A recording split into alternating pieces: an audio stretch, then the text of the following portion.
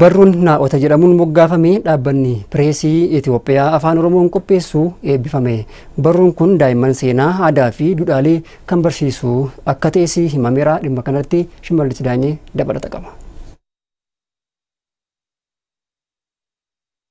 Barruun madda beekumsaati. Beekumsi dhalootatti darba. Dhaabbanni hangafti pireesii Itoophiyaa barruulee hedduu afaanota garaagaraan maxxansuun waggoota hedduuf uummata tajaajilaa jira. Yeroo ammaa barruulee naa'otaa jedhamu yeroo jalqabaatiif afaan Oromoon hojii barruu qopheessuun daa'imman akka afaan beekaniin odeeffannoo argatanii fi dandeettii isaanii ittiin gabbifatan taasisaa jira. Barruu kanas eebila 4 bara 2017 magaalaa Adaamaa Haayilee Riizortiitti ifatti eebbisiisee jira. Hojii gaggeessan dhaabbata pireesii Itoophiyaa obbo Masaafinti Tafarraa haasaa taasisaniin daa'imman afaan isaaniin odeeffannoo akka argatan ilaalcha keessa galchuun dhaabbanni keenya barruulee naa'otaa eebbaaf geessisuu danda'eera jechuun himan. ልጆች አፋቸውን በፈቱበት ቋንቋ መረጃ እንዲያገኙ በማሰብ daa'imman afaan ittiin hiikkatan odeeffannoo akka argatan yaaduun humni keenya karaa eeyyameen kunoo har'a afaanota odeeffannoo geessisuu abdii godhannee jirra. Geessisuu akka dandeenyus ni amanna. Gocha akkanaafis ni ifaajna. Naa'otaan kaayyoo kanaaf piroojeektii tokko asumaan dhaloota guddisuun itti gaafatamummaa hundaati waan ta'eef kun immoo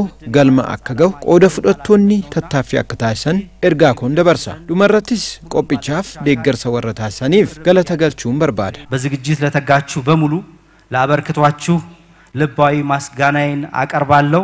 dhaloota tarsiimoon ijaaruuf kutannoon dhaabbanni pireesii Itoophiyaa qabatee ka'e dhaloota egereetti kan abdii horuudha jechuun Dr. Biqilaa Urrisaan akka ittaanutti dubbatan. Ijoollee sammuu qulqulluudhaan barsiisuun guddisuun kunuunsuun jaalala akka qabaatan taasisanii akka guddatan taasisuun baay'ee murteessaa waan ta'eef tajaajilli pireesii Itoophiyaa kana hubatee karoorsee tarsiimoodhaan ijoollee ijaarraa dhaloota borii ijaarraa jedhee itti yaadee kana qopheessuu isaatiif baay'ee galatoomaa ulfaadhaa jechuun barbaada. Barruuleen naa'otaa dhaabbata pireesiin qophaa'e akka daa'imman hunda biraan akka gahamu irratti hojjechuu qabna kan jedhan itti aanan kantiibaa bulchiinsa magaalaa Adaamaa obbo Nigaatuu Mootummaa eebbi barruulee kan isaan gammachiise ta'uu dubbataniiru. Barruuleen kun daa'imman keenya akka itti fayyadaman taasisuun barruuleen kun iddoo hunda akka gahu taasisuun hundaa olitti gumaacha hunda keenyatti waan ta'eef kanaaf dhaabbatichi kun dhaabbata guddaadha.